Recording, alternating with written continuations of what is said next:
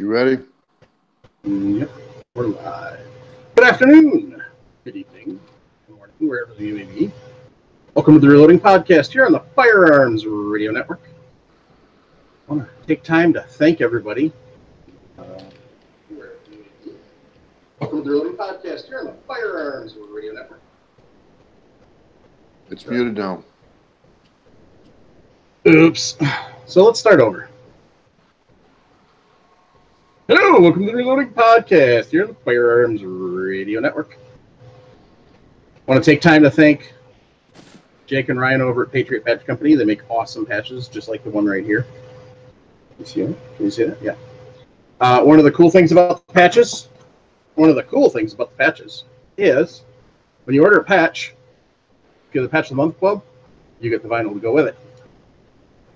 So that was this month's. This was last month's. They're pretty sweet.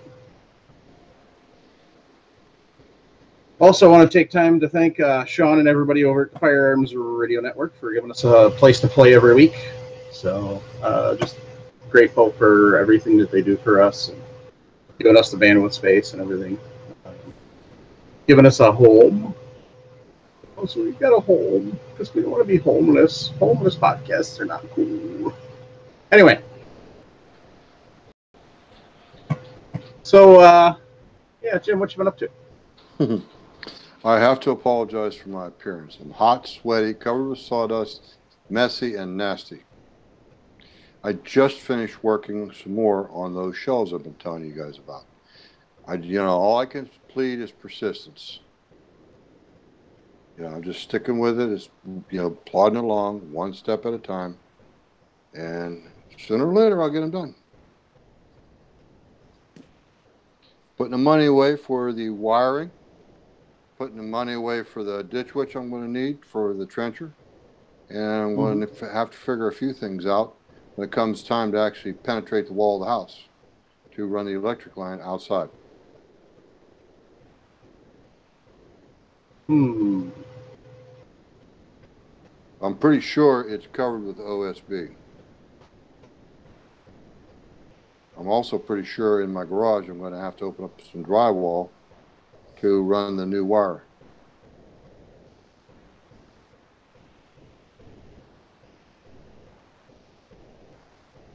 Thanks, Tony.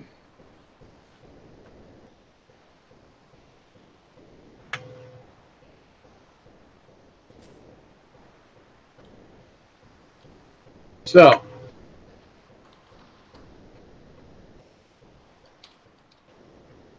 I did a little bit of loading. Great. But not much. Not as much as I wanted to. What I'm kind of trying to work on is I've got a couple of shelves behind us. I've got a stereo sitting under right now. I want to kind of move the stereo way over to there. And then I don't know where I put it, but somewhere around here. We got a bag from the local home improvement store. And it's got some double-ended studs. It's got the wood screws on the one side and the machine screws on the other. And then I got some fender washers and some wing nuts. So what I'm going to do is pick mounting holes for each of my presses that are currently in boxes instead of being nicely displayed. And I'm going to put a couple of those wood screw, put a couple of the those studs into the shelf. They'll be anchored with the wood screw because the shelves are almost an inch thick. And then I'm going to take and you can use the wing nuts to just kind of hold them in place. I'm not going to use it for loading, they're just for display. So eventually I'll get time to get that done and I'll take some pictures and show it off. So slowly but surely trying to find time to get organized as well as I'm trying to find time to do everything else. So.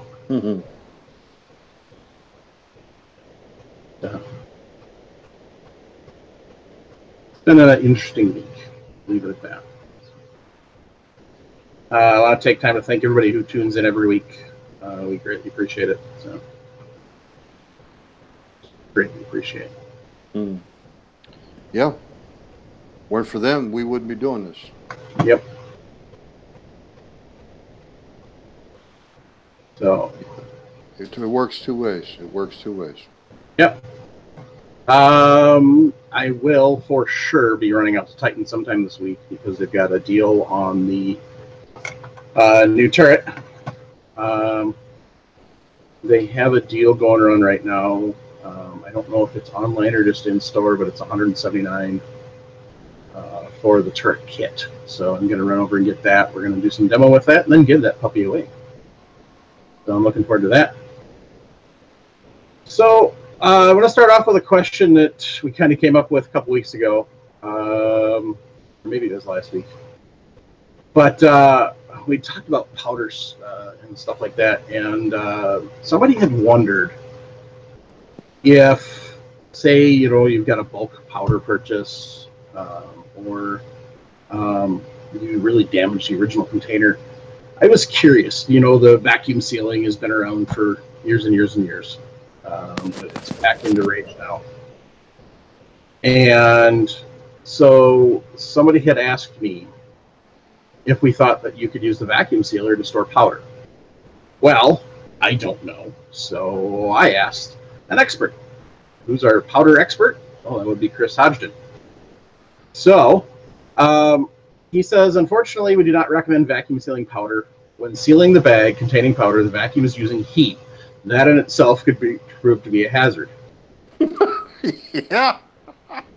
So yeah, I forgot about that fact. I don't know if it would get warm enough. I don't want to find out if it would get warm enough because that would make for a bad day. But that is a valid point. So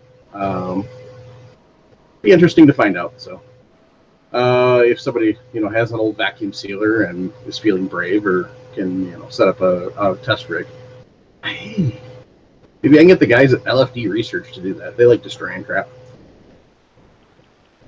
I'll have to put a note out to them. So it says, obviously recommends storing powder if possible in its original container in a dark, cool location. So if he, he says, then he said, good to hear from you and hope you're having a great spring. And yes, great spring in Wisconsin. It's been nice. No snow since early April. So it's a beautiful thing. Not really any really cold weather. I think the coldest we had lately was Sunday, which was, mid 60s and windy, but I was still in shorts, so not too bad. It's been 95 to 100 down here. Sucks to be you. No, it don't. Sweating like a pig. I'm actually losing weight. Now, when we have this conversation in January, I might have a different idea. Now? Hey, I actually had to shovel 5 inches of snow last winter. 5 whole inches the whole winter. Let's see. I think from the middle of January on, we didn't bother shoveling the driveway at all. So, because most of the time when we got snow, it was an inch or two, and then it would warm up and it'd melt away. So it was nice. Yeah. I didn't even go through a full tank of gas in the snowblower all winter. That's always nice. So Bruce sent us a question, and he says, I've received some nickel-plated 38 special cases. Will these scratch my Hornady titanium dies? Do I need to handle these cases any differently? I have not ever loaded nickel-plated cases. Jim, have you? Yes. So what was your results that you found? Generally speaking, it works fine. The problem is going to be if you get grit and dirt stuck in your nickel plating, ground into the edges or sides or whatever the case. And if you get that in your case and it's stuck in the nickel plating, then you put that up inside the titanium nitride dies, coated dies. Yes, it'll scratch it. It's not the nickel plating that scratches it. It's the grit that scratches it because usually it's sand, which is quartz. Quartz is second hardest, it's a mineral like diamonds, but it's not an element like carbon. It's like second hardest material known to man that exists in nature. Diamonds, of course, being the hardest. It's like putting sand in your dies. That would not be a good thing. So basically, as long as you keep the dies clean and you keep the cases clean, you shouldn't have an issue then. That's exactly right, because the thing is, the nickel coating is nowhere near as hard as that titanium nitride case is. They call it TIN, titanium nitride, for whatever reason. It's called tin, and it's a sort of a goldish yellow color.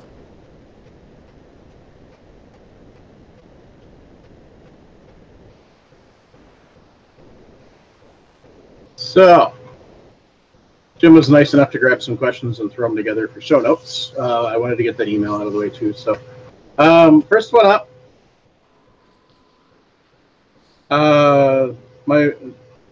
Jim, you'll have to let me know where you got them from. So, but I'm sorry I forgot the name on the first one, but the first one came straight out of our Reloading podcast group. Okay. So, my wife enjoys shooting my Marlin 336 chambered and 35 rem. However, with the length of stock and the amount of recoil, it takes its toll on her. She is on the petite side at 411 with a length of AME to match. I'm currently loading 200 grain Hornady round nose. I was thinking of trying out some lighter 357 bullets to maybe lighten the felt recoil so she can enjoy it more. Has anyone done this, and what were the results? It's an older gun, according to Marlin, 1952, and it has sentimental value as it was my father's. I don't want to wear out the barrel. I'm also thinking of getting her a 243 or a 6.5 with an adjustable stock that would be for both of us. Thanks for any input.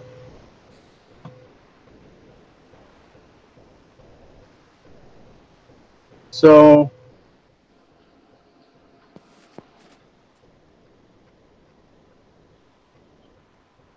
bear in mind that the 357 Magnum bullets and the 35 Remington bullets are the same exact diameter. Right. That's what I was thinking on for a second. So,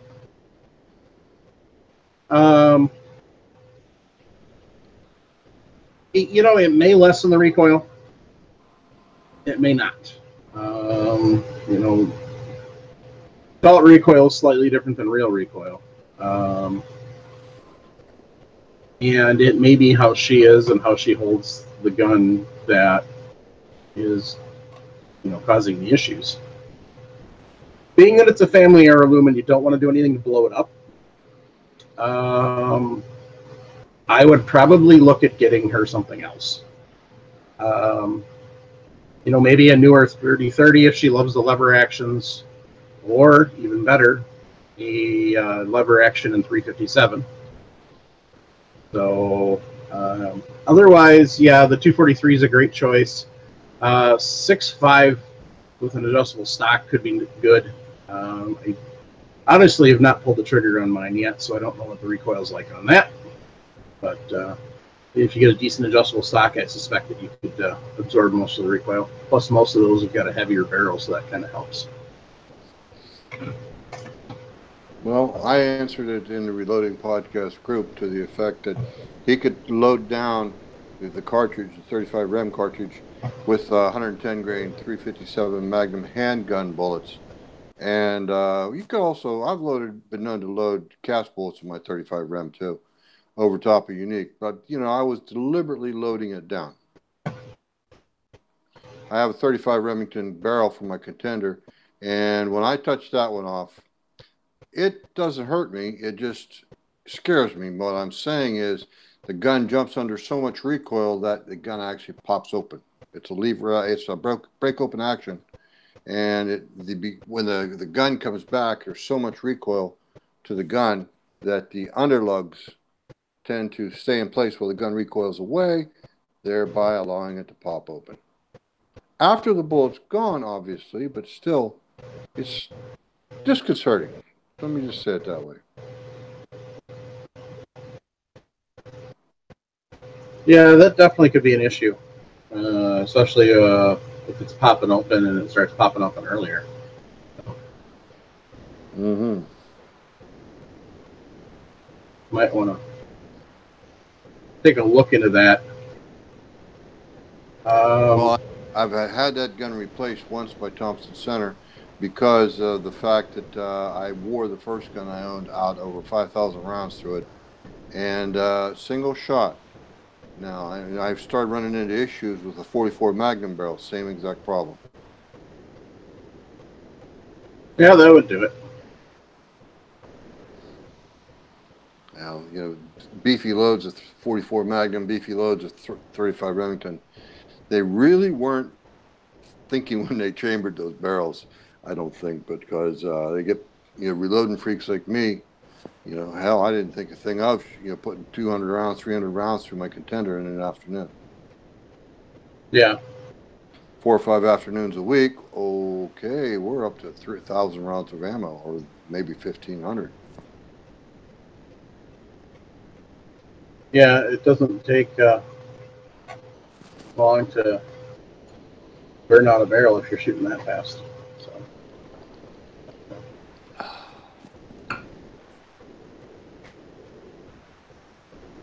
Okay, let's see.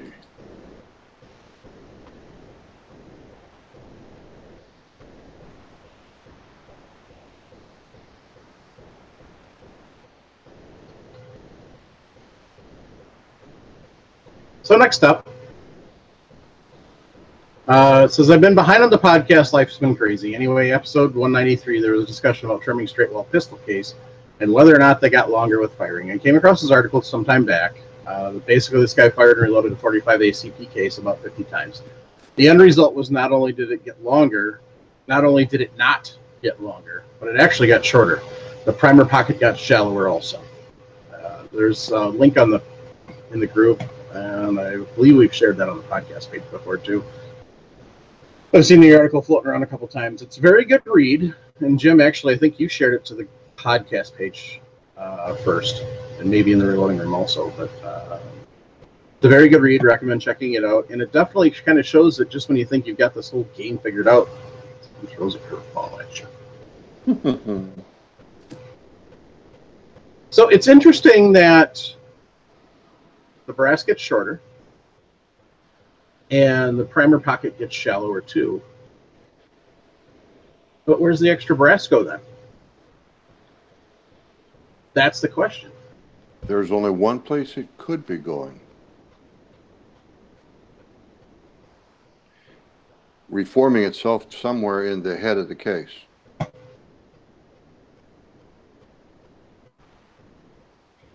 So I guess you could look at the extractor and see.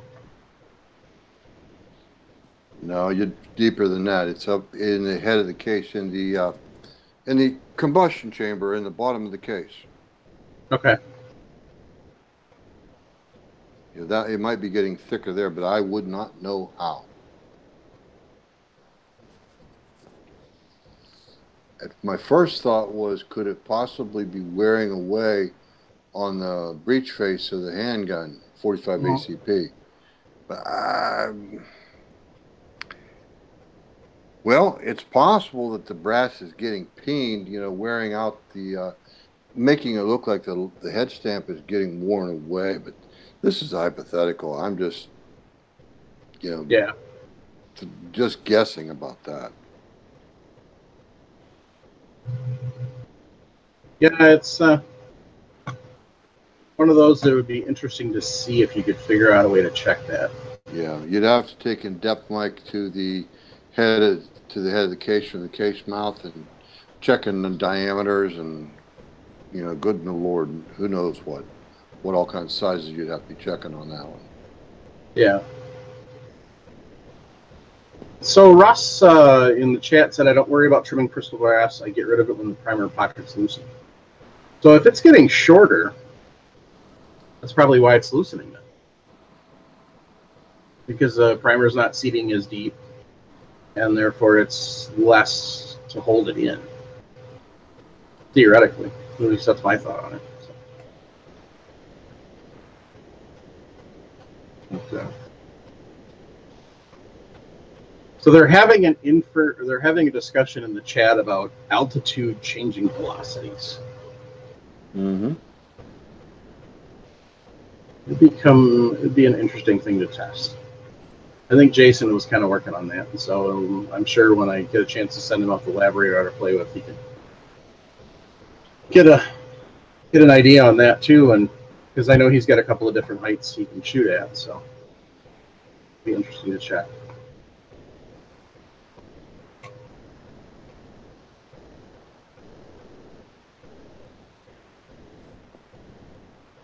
Tim suggested using the water method like Jeremy uses for checking brass or his rifle brass, for sorting. That's a thought. It's a possibility. I don't know if it would really pan out or not. I mean, it'd be interesting to try.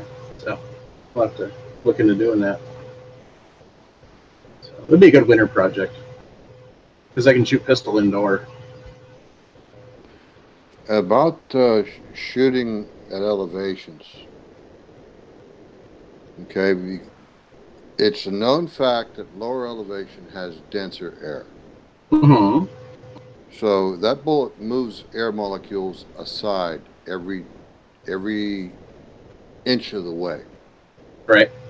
And if it's going through more dense molecules, if it's pushing aside more molecules, it's going to slow the bullet down. Mm-hmm. I'm talking about splitting hairs is what I'm talking about. Right.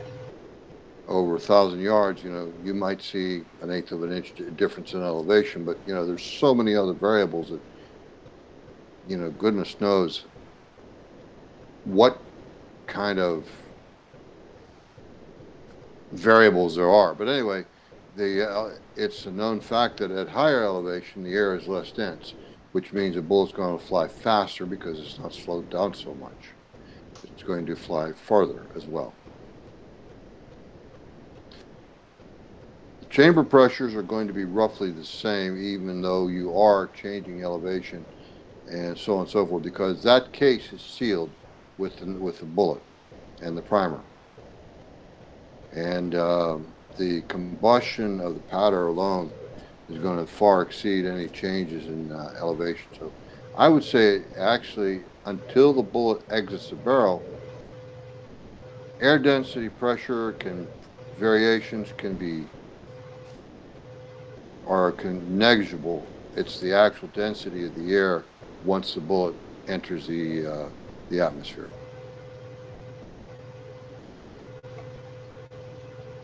I don't know. You guys got to go good one there.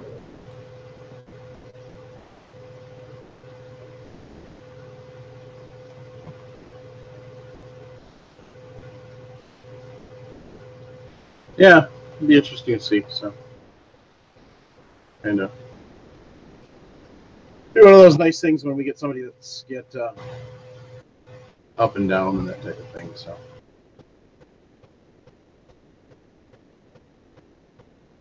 So next up, do most of you clean your brass in a tumbler before you remove the primer and resize the brass, or do you clean it after the primer is removed? Jim, what do you do?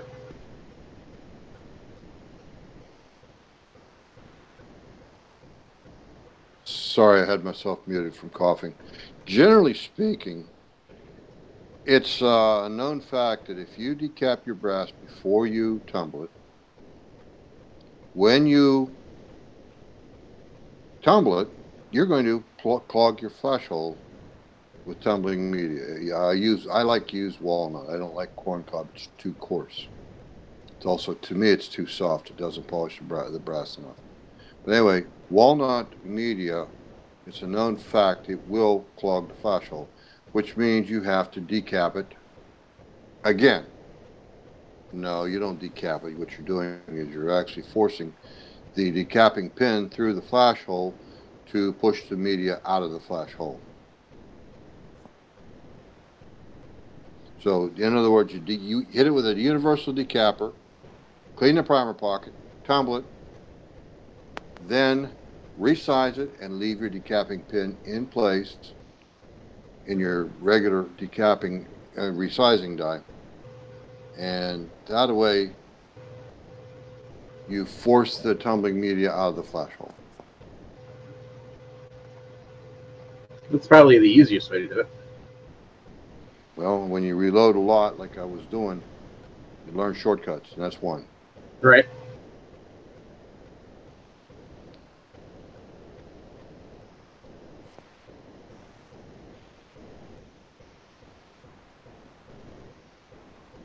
So here's one.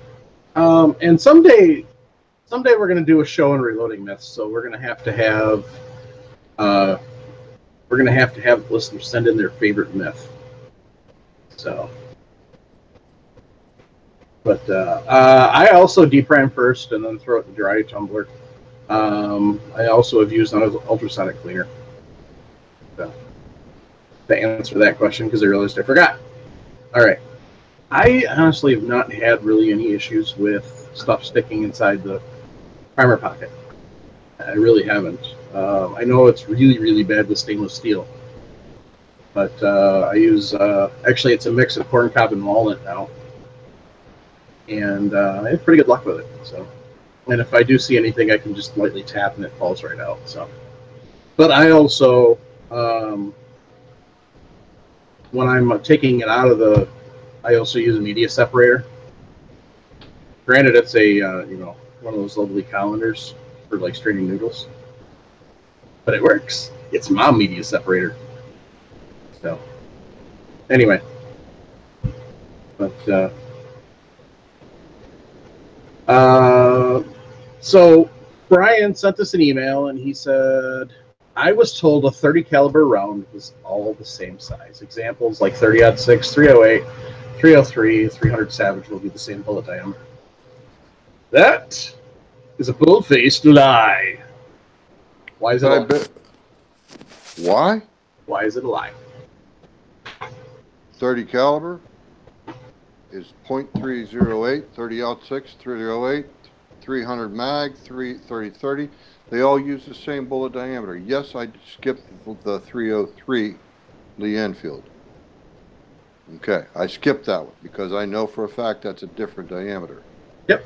Even though they use the term 303, I'm beginning to think that is referring to the lands in the barrel.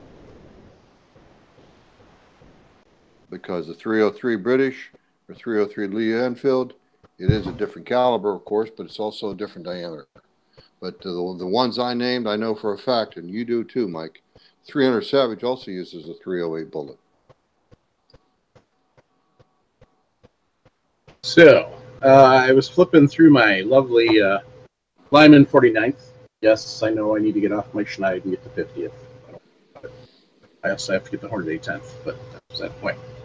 So, one of the nice things is they always list the diameter bullet. And for the 300 Winchester Short Magnum, lo and behold, it uses a .308 bullet. So, but it says for cast, size to .309. Right. So, now, next up is the Winchester Magnum. That is also a .308 bullet. We have the 300 Rum. Good caliber. Also a 308. 300 Weatherby Mag.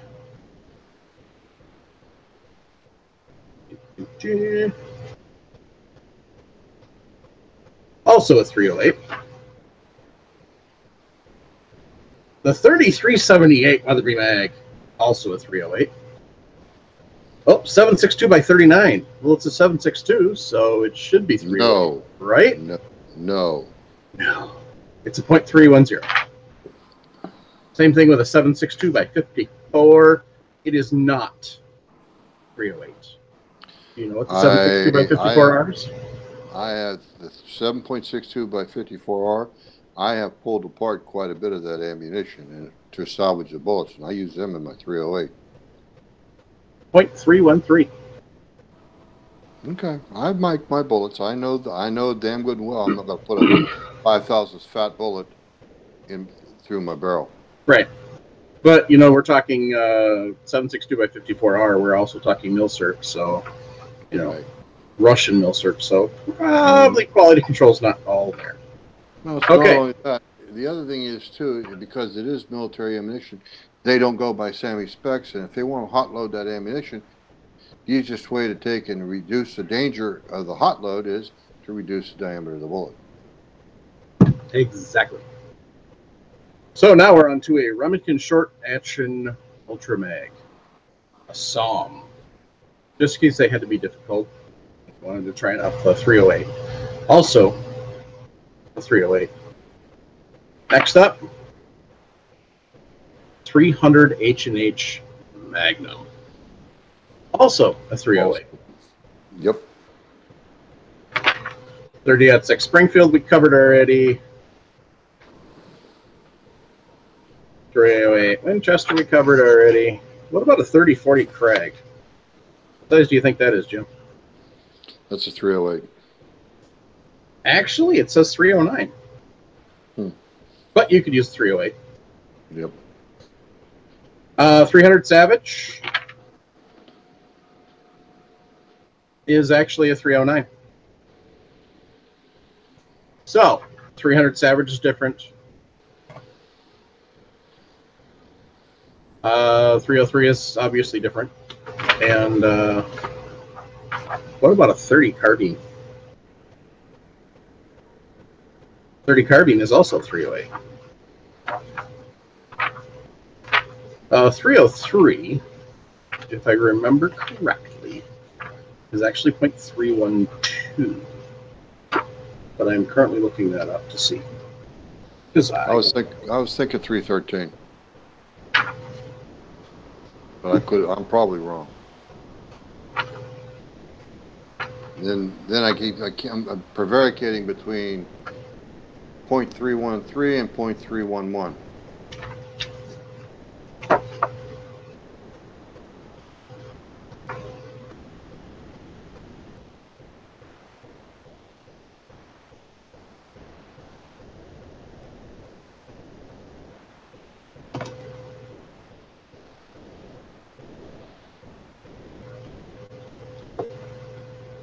So one of the cool things that Lyman does is they have caliber tabs. So let me show you this. So as you look through the book, they've got other different caliber tabs. So it tells you the different calibers. So if you're looking for one, like the section we just got done with was all 30 cal. Then they got 28 cal, 24 to 270 cal, 17 to 22 cal, 31 to 34, which is where I should find the 308. Or I mean the 303. But I don't see it. Isn't the 303 Lee Enfield and the 303 British the same caliber? I think so. I do too.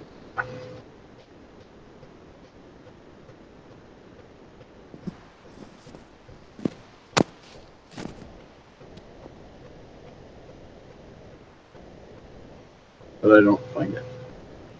Maybe they don't have any load data in here. Who knows?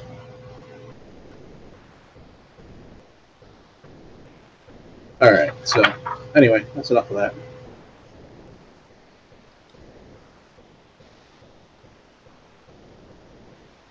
Annoying. Oh, 303 data. So.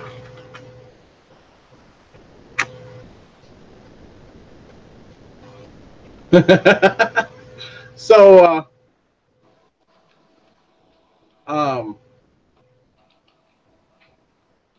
Jamie in chat said he's got a 762 by 54R with oak dowels stuck in the barrel from trying to slug it. YouTube isn't always the best resource. No.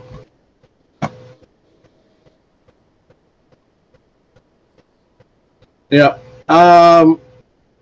What you need to do there, Jamie, is you need to get yourself a brass rod.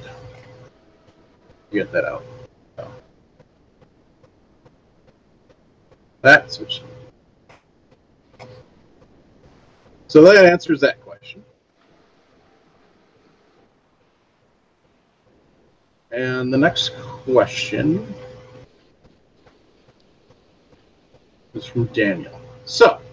So here's the thing. I've helped my dad do reloading in the past, and he's expressed I could use his bench anytime. My dilemma is I don't have the time to drive all the way out to his place. Second, I live in a somewhat small apartment and don't know, is there any reloading equipment I can fit in my workspace? Can anyone point me in the space of some in the direction of some space conscious equipment? I guess that was from Jeff. Sorry. All right. No, that was from Dave. Never mind. Okay, so one of the things that I like is sitting behind me, and that is my little Lee stand. It's a little 3-leg stand. It's probably about that wide at the widest. It's got a press mount on top. It's got a shelf down on the bottom so you can put a couple more presses on. It's got a hanging thing on the bottom so you can actually put like a cinder block or something there to weigh it down, or whatever you want to use to weigh it down. And it's got 2 shelves that come off the edge from the top, and it works pretty good. It's nice and portable. It doesn't fold up. If you want something that folds up and goes away, then I would look at like the Black & Decker Benchmate, something like that. I think Northern Tool and Harbor Freight both have something along that lines. Otherwise, worst case scenario is mount your press to a piece of plywood, and then you can C-clamp that to your kitchen table. Check with the spouse first. Always a good idea on something like that. There's lots of little different tricks and tips to do stuff like that. The biggest problem you're going to run into in a small apartment is storage. If you've got some closet space, then you're all good. Otherwise, you're not going to really want to get into something serious because you're going to have to try and find space to store all that stuff. So.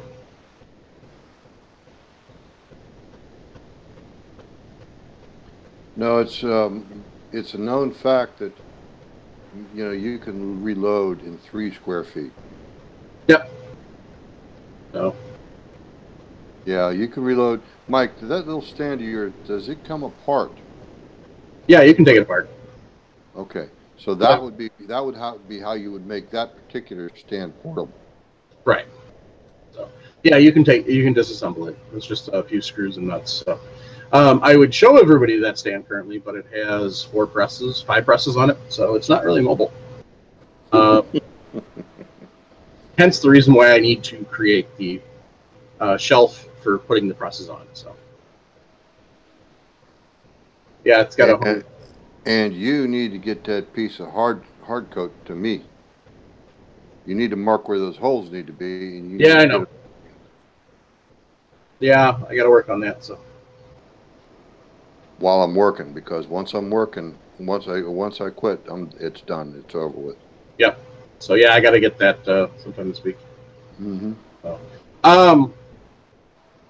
So he said he's got those dowels stuck in the barrel because they split and created a wedge. Just gets tighter with every effort to push from either direction, thinking I may need a smith. So part of the problem, it's oak. Oak is hard. Oak doesn't like to give. You could try soaking it, and that might make it softer, and then you can pull it out. It would also make it swell. It would, but I'm thinking that maybe it would make it a little softer, so it would. Mm-hmm. You could pull it out. I don't know. I see your point. Yeah. You're never going to pull it out. You're going to have to drive it out. But yeah, I got a feeling that particular rifle is going to need a new barrel. If you think with the dowel split like that, it might. Or do you think that the lead slug damaged the rifling? No, lead slug wouldn't hurt the rifling. I'm telling you, he's going to have to find someone with a gun drill to drill that barrel out. What about fire? That would I would alter the physical characteristics of the steel. Yeah, I thought about warming it up to about 600 to 800 degrees, just enough to warm the barrel up to char the wood. But then I got to real thinking about it. It's like it affects the heat treatment of the steel. No.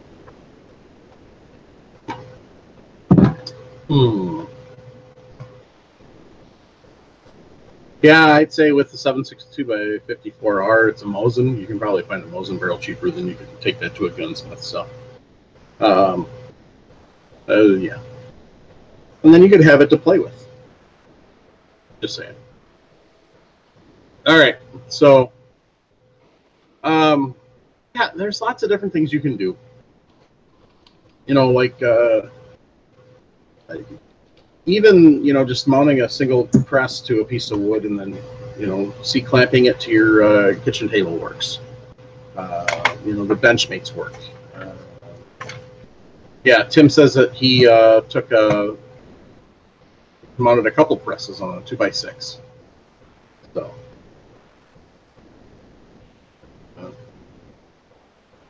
now they're coming up with more ideas. So he thought about throwing it in the oven at 450, but the barrel won't fit.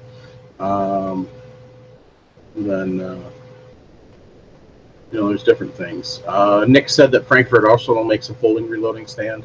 That's really they've kind of really decided that they better get serious about that. So for years, Lee was the only game in town. I know Frankfurt makes something. I don't know if anybody else does.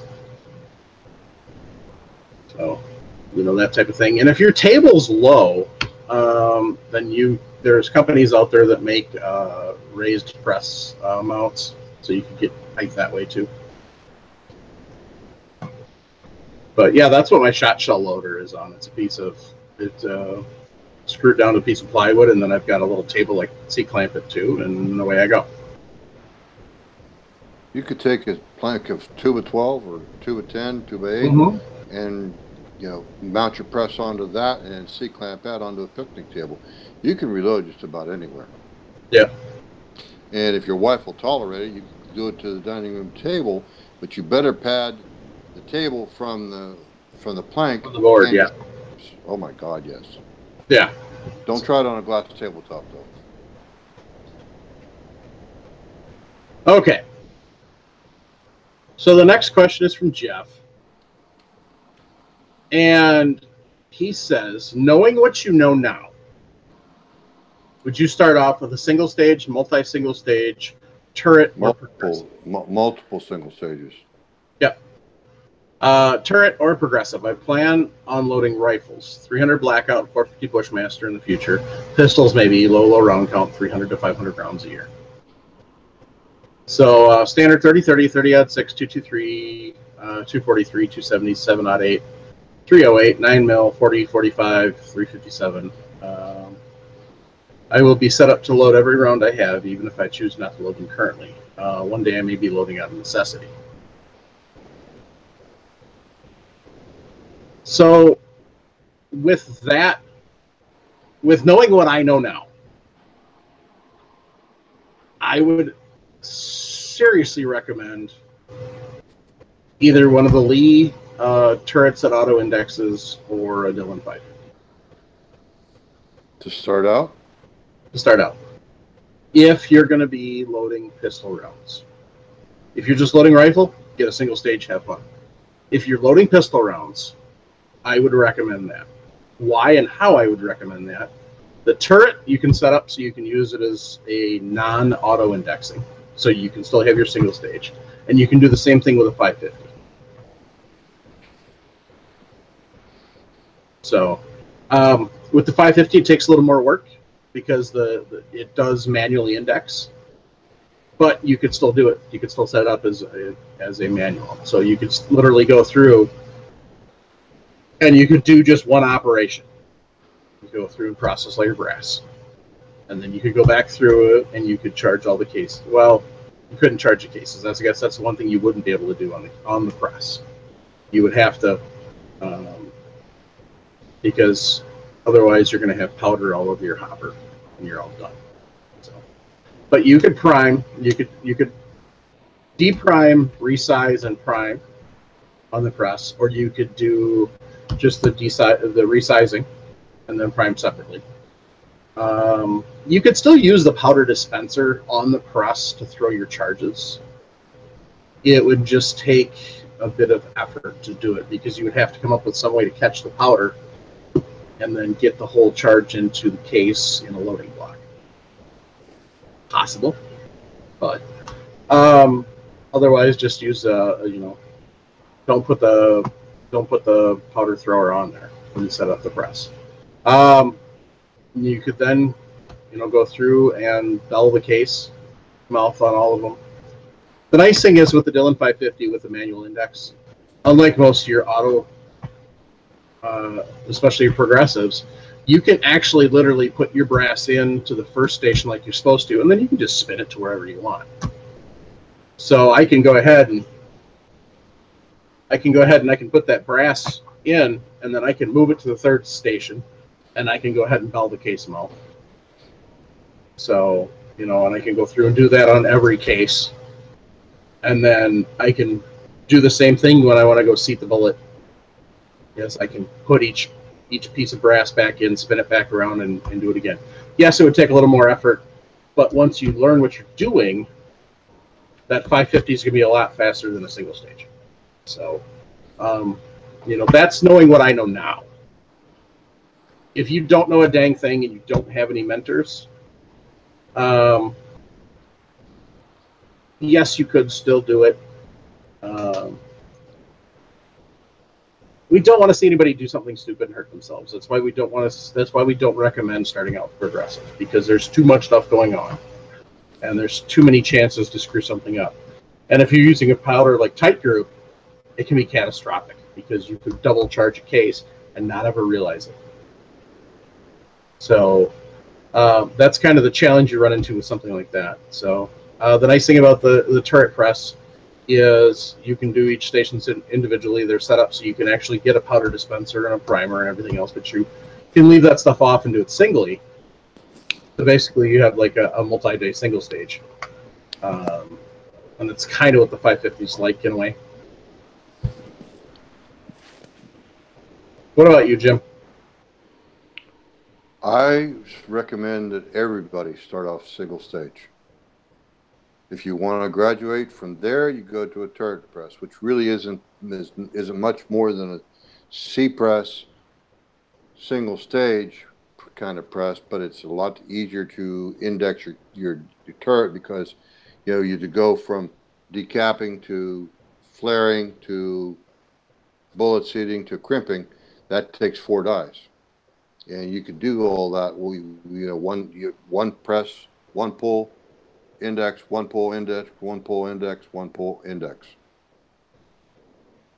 4 strokes of the ram, you could have, you have to, I forgot to include priming the case, but obviously you see what I'm saying. That's what a turret press is all about, is people that don't care to tinker around with changing dies. Mm-hmm. I come from a mechanical background, and I don't think it's a big deal to reset my dies every time I set up a new caliber or a different caliber. Yeah, it's, you know what I'm talking. Now I don't think it's a big deal. When I got started, it was. Yeah, well, you got a point, but you know that's what we have to do, is we have to educate ourselves for stuff like that. But anyway, the thing is too, you know, like you said, with the loading block, you're using Tight Group. You can look with the loading block. You have 50 cases right there, and you could look and see that double charge case that you forgot about. It's sitting there looking at it. Look in your cases with a flashlight. You will see that double charge if you look in there. Mm-hmm. And I understand why you say single stage. The reason I would recommend either a turret or a 550 is we're getting into that point in time again where disposable income is getting less, it seems, for a lot of people. And they may not have the ability to buy a single stage and then turn around and buy another press later. They may be stuck with one press. And if they're looking at that many calibers, that's kind of one of the reasons I consider that is, yes, it's awesome to have a single stage, and they're usually not that expensive. But if you're looking at, you've got a budget of $300 or $350, and that has to get you into the game, and that has to last you for equipment-wise for 4 or 5 years,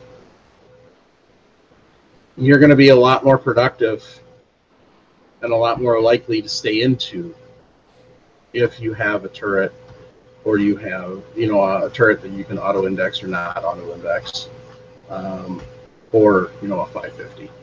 So that's kind of where I'm coming at with that. And I honestly think that even with a 550, as long as you don't put the powder dispenser on it, you don't prime on the press when you first start out, it's still safe that you're not going to open yourself up to those beginner messes. Mike, I'm not trying to say you're wrong. No, I do disagree, but I am absolutely not saying you're wrong.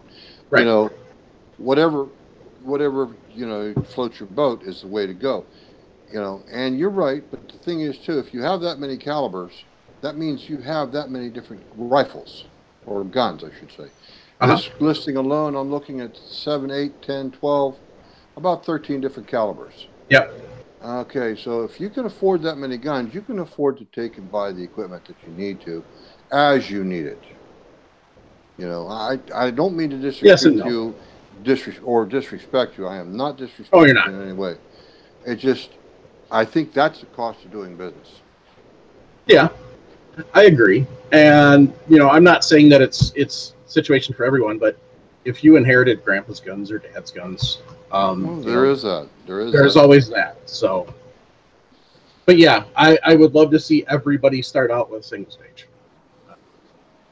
But knowing what I know now, I know some cases, and it's not very often, but there are a few cases where maybe it's not necessarily practical, and that's kind of why I say that. I would love to see everybody start with single stage, because that is honestly the best way.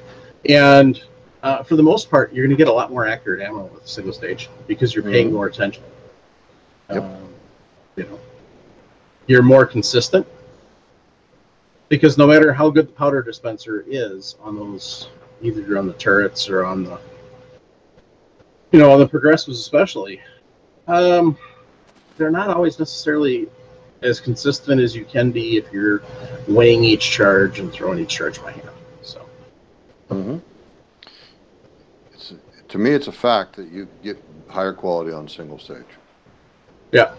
And I use my 550 for reloading exclusively, bulk ammo. I still reload 40 caliber once in a while on my single stage. Not very often anymore because, lately I haven't touched a press in almost a year now. God, ashamed of myself. But anyway, I have 2 single stage presses, and I wouldn't get rid of either one of them. I have my Forster coax, and I have my Lee, early, one of the original Lee Classic 3-hole turrets. It's got a cast aluminum base. And it's a turret press per se, but it does not index unless I put my hand on it and index it. That equipment never came with it, and I never got interested in it at the time. So Ricky asked in the chat, when creating a new load, how much time is recommended between groupings to allow the barrel to cool to determine load accuracy? My shots shrink, then open up greatly as the barrel is heating up. Does the difference between 5 shots and 20 shots make that much of a difference on a pencil barrel to determine if your load is inaccurate versus heat causing grouping to open versus heat causing groups to open at 100 yards? At 100 yards?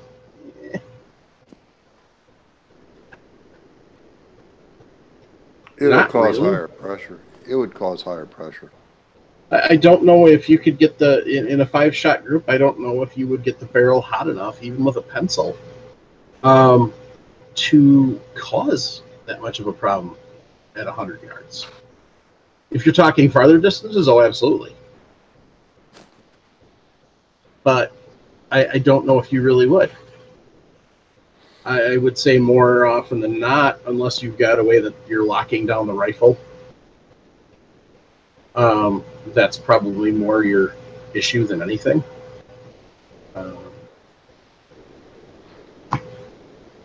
But I don't think that, unless it's, a big and loud and ear splitting booming, where it's burning powder down the barrel where most of the powder is burning down the barrel and you're still throwing it out the end. Yeah, it's a Ruger American in 308. Probably not. A 5-shot group is probably not going to heat that barrel up enough to make a difference at 100 yards. So. And just, the thing is, you shoot your 5 shots and you walk down range. Walk down the range, check your targets if you can, if you have that much privacy on the range. And you're going to take 10 to 15 minutes just walking back and forth. Mm-hmm. Yeah. With my Tika, with my 308, even shooting 5 shots or 4 shots as fast as I could work the bolt, I didn't really notice the groups open up. So, but you know, we're also talking about a hunting rifle that is used probably for something on the order of white-tailed deer. Yeah, if you're hunting something small like a crow at 600 yards, now you're talking apples one side, right? And I'm talking oranges on the other. If Yeah. you shoot white-tail 25 yards, that's not a big deal. No.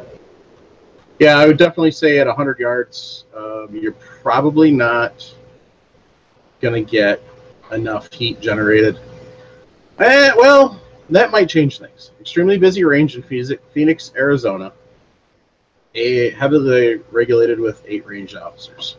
So that throws a twist into it I didn't realize. Because if it's 120 degrees out and it's sunny and that barrel's sitting in the sun, that barrel could be as hot as 150 to 160 degrees before you start. Mm-hmm. Or the longer it's sitting out there, the hotter it's getting from the sun. So maybe it starts out at, ambient temperature, which is 100 to 110. And by the time you get to that 5th shot or that 20 shot, the sun beating down on that barrel has raised the mean barrel temperature, 40 or 50 or 60 degrees. It's possible that it may have an effect. Sure. I would still kind of lean towards not at 100 yards, but it's possible. So, given that little caveat, I would possibly not rule it out, because you do have to take into effect that, could be temperatures up to 120, 150, 120 degrees of air temperature. So, which is also going to change. That's something you're going to have to take into consideration, is when were those rounds, at what temperature were those rounds loaded? Because that's hot enough that if you're loading those rounds, the difference in temperature could have an effect on the powder if you're not using a powder that's not temperature sensitive. So if you're using an older style powder, that could affect it too. Mm-hmm. So Werner just said pretty much what I do. He said 5 rounds at 1 round per 30 seconds, then cool for 5 minutes. Doesn't let the barrel heat up too much and lets it cool down to a consistent base temp. Yeah. If you're really concerned, let it sit for a minute. But if you're at a busy range, you don't have that much, but you can usually fidget around for, you could fidget around for, a couple, probably 20, 25 seconds between getting the brass out of the chamber and then loading a new cartridge. And don't forget about jotting your notes down, stuff like that. Yeah, jotting your notes down. You could easily kill off 30 seconds at a busy range and justify it. So he said it was loaded at 78 degrees Fahrenheit with Varget. I don't know if Varget's temperature sensitive or not. I would think, being a newer powder, it might not be. So that wouldn't kind of make a difference then. So, yeah, Jamie kind of, and I can email Chris Hodgson to confirm, but I'm pretty sure the Varget is not temp sensitive. So Jamie Robbins confirmed that. Yeah. So, yeah, I don't think that would be the difference, but yeah, it's just a matter of getting a system down and then fidget if you need to for a couple seconds. Pretend you're playing with your scope. Because everybody, if they look over and you got your caps off and you look like you're turning the scope, they're like, oh, okay, no problem. And you can, take it, look through the scope, and then peek back up, and then look through the scope and peek back up. There's all these different things that you can do to kill a little bit of time so that it's going to be legit. If even the range officer standing there watching you, there's enough stuff that you could do to make it, so they're not going to hassle you for getting that barrel cool. And if they're a halfway decent RSO, they're going to understand what you're doing in the first place and understand that you do need to let that cool down a bit. So, well, I think when Ricky said that it was heavily regulated, I don't think he's trying to say the officers insist on you shooting around every 5 seconds. I think he's more saying heavily regulated as in very, very safety conscious gentlemen. Yeah. That's the way I would take that statement and that particular train of thought. Yeah, and it probably also means that you can't walk down range. Would be my other thought. I agree. So. And Ricky said you're correct. Yep, and well, that's the other thing too. When you go to the range, you should be taking your spotting scope because you cannot see a 308 bullet hole at 100 yards. I don't care how good your vision is, unless you're using a spotting scope. Mm-hmm. Yeah, Russ Carr said he's down in Tucson. Come down here to his range and work up loads at a good 500 yards. Once you start stretching the legs on one of those, then you're going to be able to really tell the difference. Yep. That's why ladder loads 300 or better. And I used to think you could shoot a ladder load at 100, but you can't. You're not going to be able to tell. That's where Dan Newberry's... oh, crikey. Ladder loads. Oh, optimum charge weight. Yeah, that's where his optimum charge weight comes in if you only got 100 yards to shoot at. So, yeah, and he says they're not rushed. You just can't walk down the range whenever. So, yeah, that's why you definitely need spotting scope. Well, Ricky, Russ Carr just offered you or extended you an invitation. Road trip. Go down to Tucson. Go for it. Yeah. So, yeah, there's a gentleman that is an RSO at the Columbus range, which is 600 yards, and he's offered me a chance to go up there. So once I get the 6.5 up and running, I'm going to take him up on that offer. I just haven't had anything that was worth dragging up there. So, and I do appreciate that. So, but yeah, just load development is one of those things that the more you do it, the more tricks you learn. And the more you learn from your mistakes. So like Jim said, document everything. Even if you don't think it's important, write it down, because it may be. If you can get wind speed, get wind speed. Because as we all know, wind makes a difference. And wind can cause drift at 100. Not a lot, unless it's a heavy wind, usually. But I'm not an expert either, so I may be blowing smoke as far as, how much wind affects at 100 yards. Mike, I've lately, in the last couple of years, I have developed the practice of using a 3-ring loose leaf binder for each and every rifle. One binder, one rifle. One rifle, okay. One binder.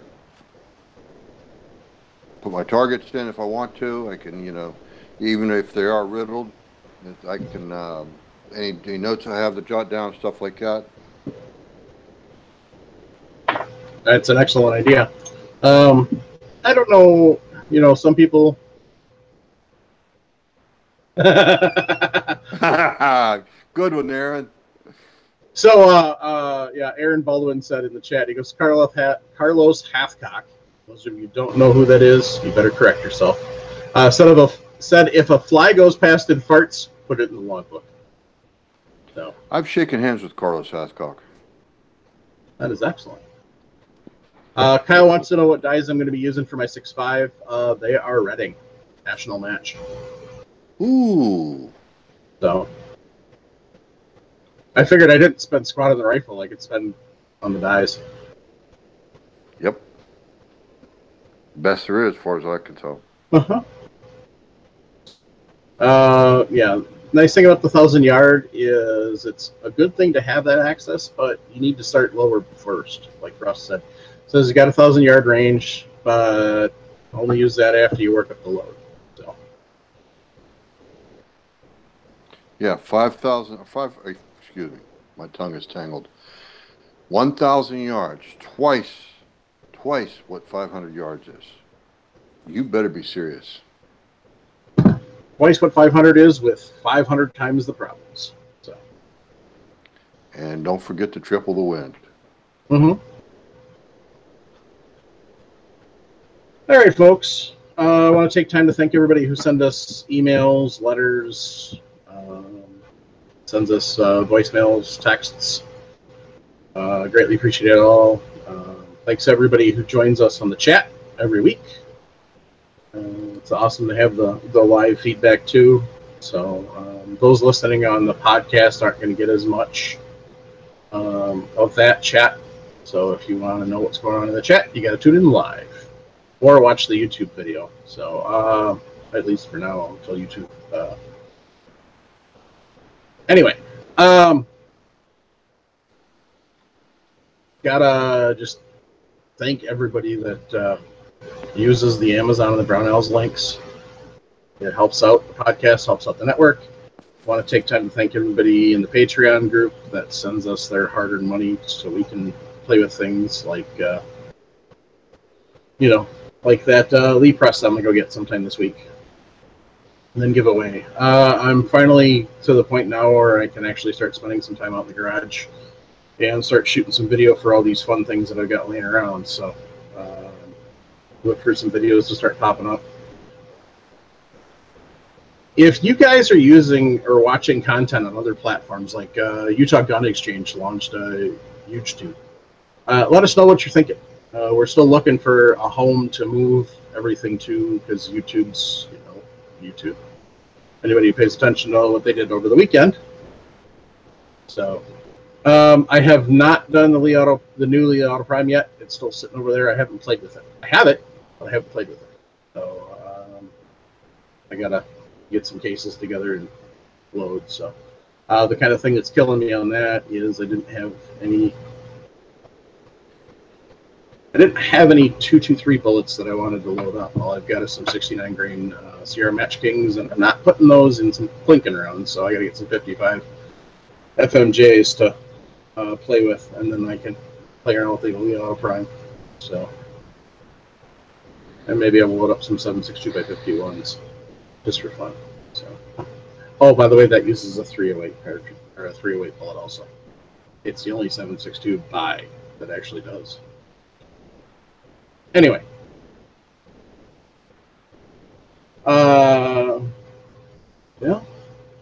yeah. Jason couldn't be here because he's got that yob thing that keeps getting in the way, which is a good thing because beats unemployment, and definitely take the overtime when you can get it.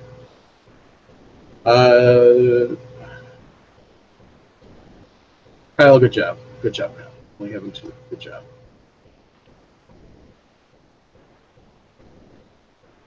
Thanks, everybody, with your patience while I've been trying to get the podcasts edited. I'm really making sure I spend some decent time trying to get a lot of the extra crap out. I'm trying to get the sound quality the best. So that's just one of those things that I don't really have the knowledge. I think we found somebody that can do most of the cleanup for us, and then Mark volunteered to do the actual editing. So we're going to have possibly a 2-stage here. So we've got the professional who can get all the noises and everything out, and then Mark or I are going to go through and take out the stuff that shouldn't make the audio podcast. So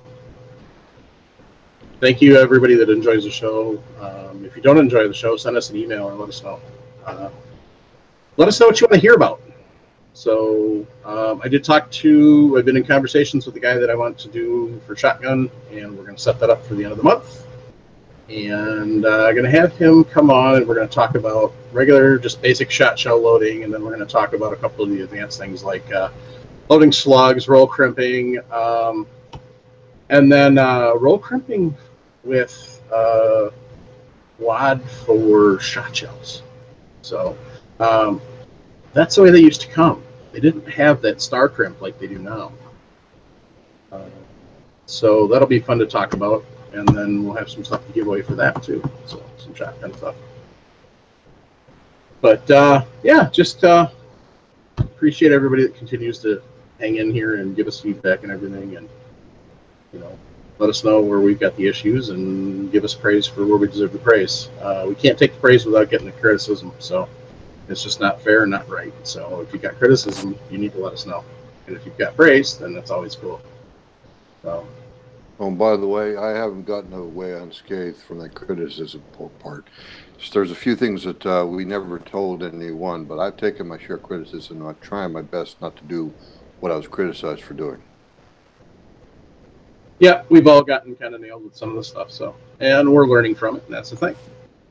So, I mean, we're not by any means experts, so it's kind of you know, this is 207, but, you know, every time we step behind the microphone or in front of the camera, we're learning as we go. So whether it's settings or it's how to interact, we're working on getting better at killing the silence, you know, that type of thing. So I just appreciate everybody that's, you know, continues to listen every week.